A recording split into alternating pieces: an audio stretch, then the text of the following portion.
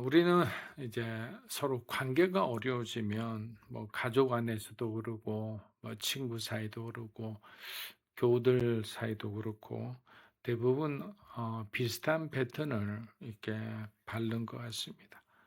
먼저는 내 감정이 상하죠. 그다음에는 우리는 먼저 판단해 버려요. 그리고 마지막에 결론을 말해 버려요. 그런데 이상하게도 그 순서 속에는 늘 한 가지, 중요한 한 가지가 빠져 있습니다. 그것은 바로 묻는 일이에요. 왜 그러냐고. 그렇게 한 행동이 무슨 뜻이었냐고. 혹시 내가 오해한 것은 없냐고. 이 질문이 그의 마지막이 아니면 아예 나오질 않습니다. 여호수아 22장은 요단강 동쪽 지파들, 그 세 지파들이잖아요. 이 사람들이 이제 제단을 쌓았다는 소식이 전해지자 나머지 이스라엘 전체 공동체가 요동하기 시작합니다. 이것은 단순한 오해가 아니라 마치 그들의 신앙을 배신한 것처럼 보였기 때문입니다. 물론 그들의 분노에는 이유가 있습니다. 거룩함을 지켜야 했고 공동체를 보호해야 했기 때문입니다. 보통 제단을 높이 쌓는다라는 것은 두 가지 의미입니다. 하나는 우상의 제단일 수도 있다는 생각을 했었고, 두 번째는 자기들 분명히 성전이 있는데도 자기들의 하나님을 모시는 것처럼 그렇게 오해할 수 있었기 때문이죠. 그러나 성경은 그들이 곧바로 칼을 들었다고 말하지 않습니다. 자, 칼을 들었다고 말하지 않는다는 것은 뭐냐면 먼저 상대방을 오해하지 않았다, 내 감정대로 판단하지 않았다라는 거예요. 그게 무슨 뜻인지를 먼저 밝혀본 뒤에 판단하겠다라는 거죠. 그들의 아주 신중함을 우리가 볼 수가 있습니다. 갈등의 순간에 우리는 왜 그렇게 빨리 결론을 내리고 왜 그렇게 늦게 질문하는지 모릅니다. 그리고 나중에 그래요. 미안하다, 오해해서 미안하다. 이미 뭐 서로 상처가 뭐 너무 이렇게 깊이 난 그 상황에서 관계는 예전처럼 회복되기 쉽지 않잖아요. 그래서 하나님 우리에게 한 가지를 배우게 하는 것 같습니다. 믿음은 먼저 판단하는 것이 아니라 뭐 감각적으로 감정적으로 받아들이는 것이 아니라 너무 쉬운 거잖아요. 먼저 물어보는 거예요. 너 왜 그랬니? 지난번에 이렇게 한 거 내가 오해한 거니? 이 말 한마디면 아니야. 사실은 이런 이유 때문인데 네가 오해한 거네. 내가 오해하게 해서 미안해." 그러면 다 풀리는 건데 물어보질 않아요, 우리는. 여호수아 22장 10절 우리 한번 읽어 보겠습니다. "르벤 자손과 갓 자손과 므낫세 반 지파는 가나안 땅 요단강 경계에 이르러 요단강가에 제단을 쌓았는데 눈에 띄게 큰 제단이었습니다." 자, 눈에 띄게 큰 제단이었습니다 했는데요. 자, 여호수아 22장 10절은 갈등의 시작을 이렇게 전합니다. 루벤 자손과 갓 자손과 므낫세 반 지파. 반은 요단강 서쪽에 있는 거예요. 요단강가에 이르러 이렇게 큰 제단을 쌓았죠. 근데 문제는 제단이 아니라 앞서 말씀드린 것처럼 너무 제단이 큰 거예요. 저 멀리서도 보이는 거죠. 우리가 요단강을 직접 가보신 분은 아시지만 뭐 홍해처럼 큰 바다 같은 그런 큰 강이 아니거든요. 정말 여기서 뭐 저기 골목 딱 저기 우리 한촌 설렁탕집 바로 그 정도 거리밖에 안 돼요. 대신에 비가 올 때는 이제 강물이 넘실거리지만 보통 때는 그냥 쉽게 건너갈 수 있는 그런 거리입니다. 근데 문제는 재단을 아니라 이 크기에 대해서 오해가 시작되는데, 자, 그러면 왜 그들은 그렇게 큰 재단을 만들었을까요? 새로운 제사를 드리려 했을까요? 하나님을 뭐 배반하려는 의도였을까요? 이쪽은 전쟁에 참여하는데 우리는 전쟁에 참여하지 말자, 그런 말일까요? 근데 우린 이미 배웠습니다. 이 지파들이 전쟁에 나설 때 가장 먼저 가장 열심히 싸운 사람들이에요. 그럼 우리는 그런 어떤 나쁜 숨은 의도는 없을 거라 생각은 하는데, 그러면 그들의 속에 있는 마음은 바로 동쪽 지파들의 마음속에는 전혀 다른 두려움이 숨어 있었습니다. 그들은 요단강 동쪽에 살면서 요단강 서쪽에 있는 이스라엘의 주류 지파들에게 소외될까 두려웠던 거예요. 시간이 지나면 서쪽 지파들이 너희는 우리와 더 이상 상관없는 사람들이다라고 말할까 두려웠던 거예요.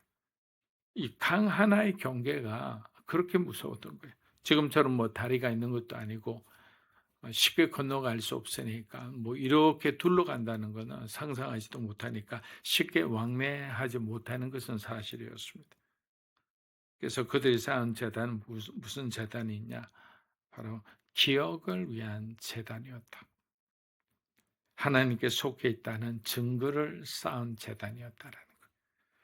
눈에 띄게 크게 쌓은 이유도 바로 거기에 있었습니다. 잊혀지지 않기 위해서, 끊어지지 않기 위해서 그들은 재단을 쌓았던 거예요. 여러분, 이 장면은 우리에게 중요한 질문을 던집니다. 우리는 누군가의 행동을 볼 때 그 행동의 의도까지 살펴보는 사람인지 아니면 보이는 모습으로 그냥 결론을 내버리는 사람인지를 우리는 돌아볼 줄 알아야 합니다. 우리는 쉽게 그 사람의 지금의 모습을 판단하고 지금 내게 보이는 모습이 별로 좋지 않다면 그 사람은 나쁜 사람이 되는 거예요.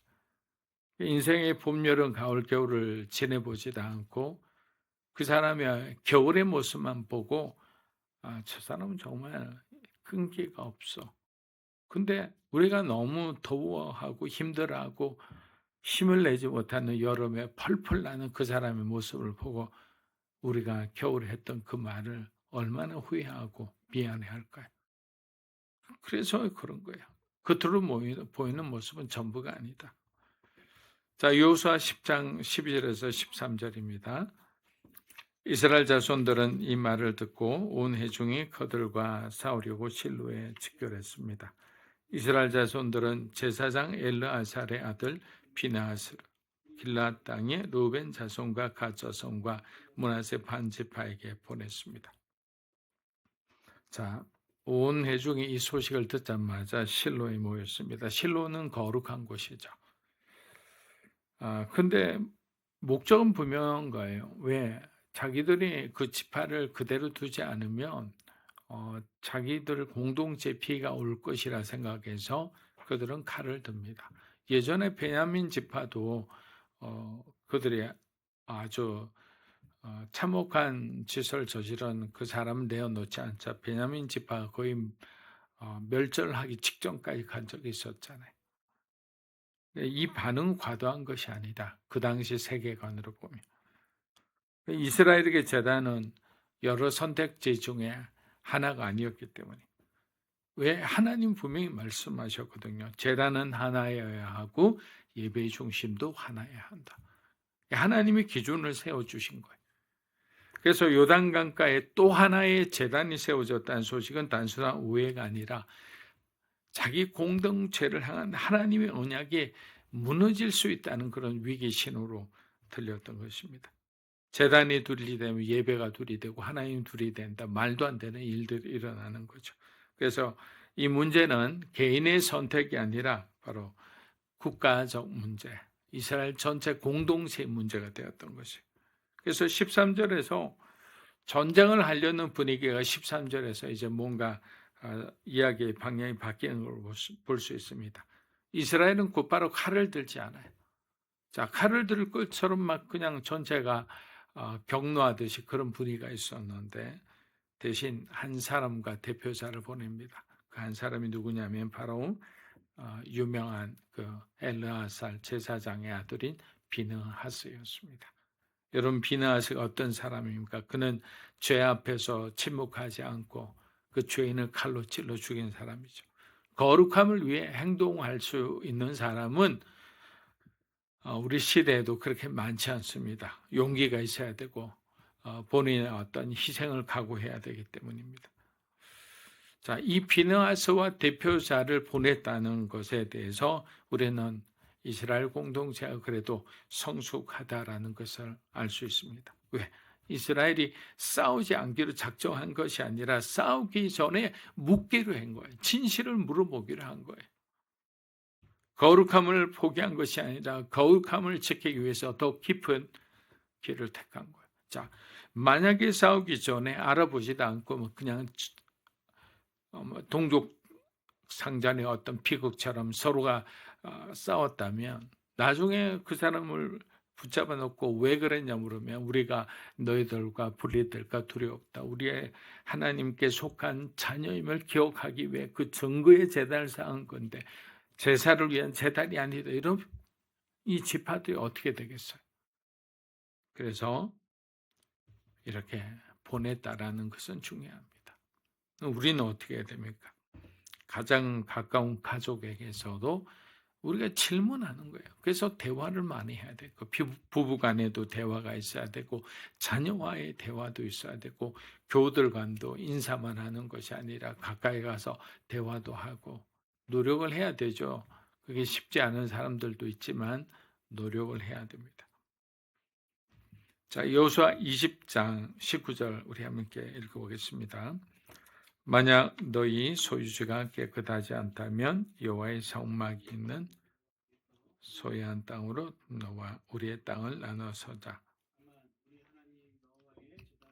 다른 것을 스스로 사 여호와를 거역하거나 우리를 거역하는 일은 없어야 한다. 자, 비느하스와 대표들은 이렇게 말합니다. 만약 너희 소유지가 깨끗하지 않다면 여호와의 성막이 있는 땅으로 건너와 우리와 함께 땅을 나눠서자. 얼마나 정말 관대한 말입니까? 자, 이 이스라엘 공동체가 오늘 보여준 가장 중요한 두 단어가 있어요. 첫째는 신중함입니다. 문제를 해결하기 전에 먼저 다가가서 그 문제의 진위를 물어보는 것. 둘째는 뭡니까? 관대함이죠.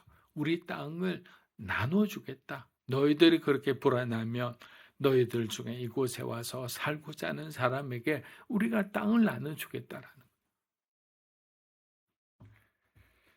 여러분, 이 말은 조건이 아니에요. 비난도 아니고 함께 지키자는 고백이자 관대함인 거예요.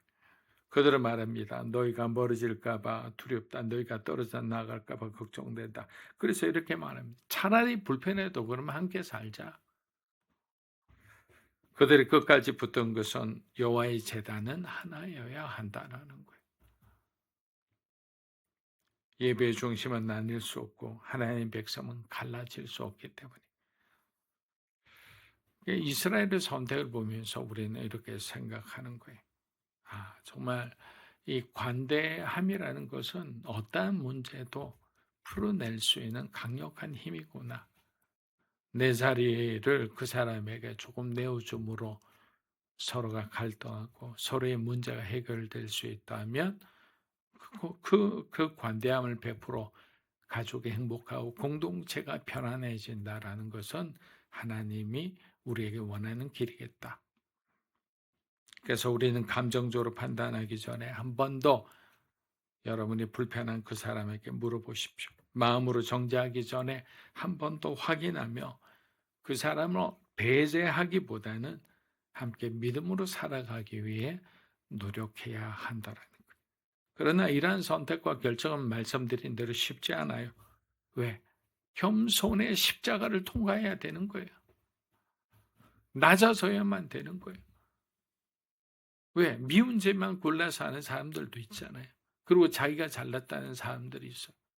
그럼 공동체 사람들은 그 사람을 멀리하죠. 그럼 그 사람은 혼자가 되면 더 이렇게 안 좋은 짓만 하고 다닙니다. 그래서 여기 있는 비느하스와 대표자들처럼 그들에게 다가가서 왜 그렇게 하느냐고, 무슨 힘든 일이 있느냐고 물어보면 또 그 사람만의 사정이 있어요. 우리는 들어주는 거예요. 그래, 들어와. 여기 와서 우리하고 함께 하자. 여기에 너의 자리를 줄게. 네가 이 일을 하고 싶었구나. 네가 성가대 지휘자가 그렇게 하고 싶었구나. 한번 해봐라. 비록 뭔가 우리가 보기에 아름다운 음악이 안 나오더라도 그러다가 해보다 보면 자기가 힘이 붙이면 저에게는 이것이 안 될 것 같습니다. 그러면 그 사람은 공동체의 권위에 순종할 거 아니에요. 여러분 앞으로 이와 비슷한 오해가 있다면 상상하지도 말고요. 추측하지도 말고 우리 가족과 공동체를 위해 이스라엘 공동체가 한 것처럼 신중함과 관대함으로 문제를 풀어가는 지혜로운 여러분이 되시기를 축복합니다. 기도하겠습니다. 이제는 우리 주 예수 그리스도의 은혜와 하나님 아버지의 크고 놀라우신 사랑과 성령님의 감화 감동 교통하심의 역사가 삶의 신중함과 감대함으로 늘 우리가 좋아하는 사람뿐만이 아니라 힘들고 어렵고 까다로운 사람에게도 주님의 사랑을 가지고 그들에게 다가가기를 원하는 사랑하는 믿음으로 사는 교회 성도 한 분 한 분의 삶과 이 자리에 계신 하나님의 거룩한 백성들을 위해 영상으로 예배드리는 주님의 귀한 동역자 위에 이 나라 민족과 한국 교회와 우리 선교사님 위에 이제로부터 영원토록 함께 하시기를 간절히 축원하옵나이다. 아멘.